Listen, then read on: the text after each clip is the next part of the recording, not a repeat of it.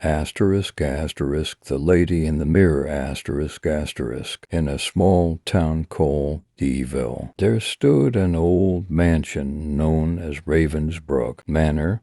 The mansion had been abandoned for as long as anyone could remember, its grand facade marred by decay, and its gardens overgrown with weeds. The townspeople spoke of a ghostly figure who haunted the manor, a spectral woman known as the Lady in the Mirror. One crisp autumn afternoon, Lucy, a young journalist with a passion for uncovering hidden stories, decided to explore the old mansion for her latest feature. She arrived with her notebook, a camera, and a flashlight, eager to uncover the truth behind the legend of the Lady in the Mirror. As she approached the mansion, Lucy was struck by its beauty. The setting sun cast long shadows over the property, and the air was filled with the scent of fallen leaves and damp earth. She climbed the creaking steps to the entrance and pushed open the heavy wooden doors, revealing a grand fork covered in dust and cobwebs. Inside, the mansion was filled with the remnants of a bygone, ornate furniture draped in sheets, portraits of long-gone residents, and faded wallpaper. Lucy began her exploration, taking photographs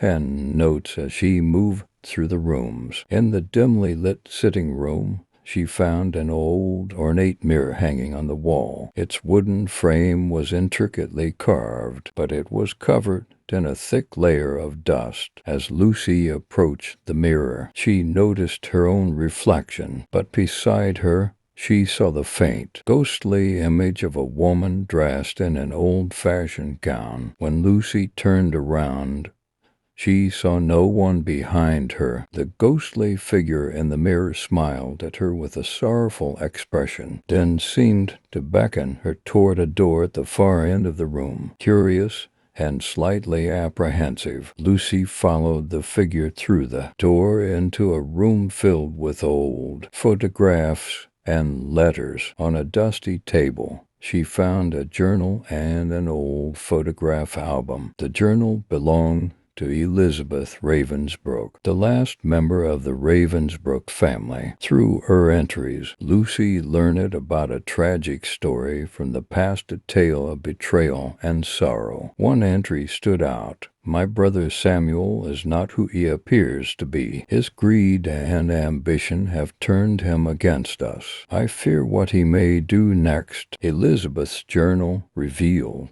that Samuel Ravensbrook, driven by jealousy and greed, had betrayed his own family, leading to their downfall. In his desperation, he had committed a terrible act. He murdered Elizabeth and her family to seize their wealth for himself. Consumed by guilt, Samuel had vanished, and Elizabeth's spirit was left behind, trapped in the mansion. Determined to help, Lucy set out to reveal the truth of Elizabeth's story. She wrote a detailed article about the betrayal and the tragic end of Elizabeth and her family, ensuring that the story was told to the public. On the night the article was published, Lucy returned to the manor. As she walked through the darkened halls, she felt a sense of anticipation in the air. In the sitting room, she saw Elizabeth's ghostly figure in the mirror once more, her expression now one of peace and gratitude. "Thank you for setting the truth free,"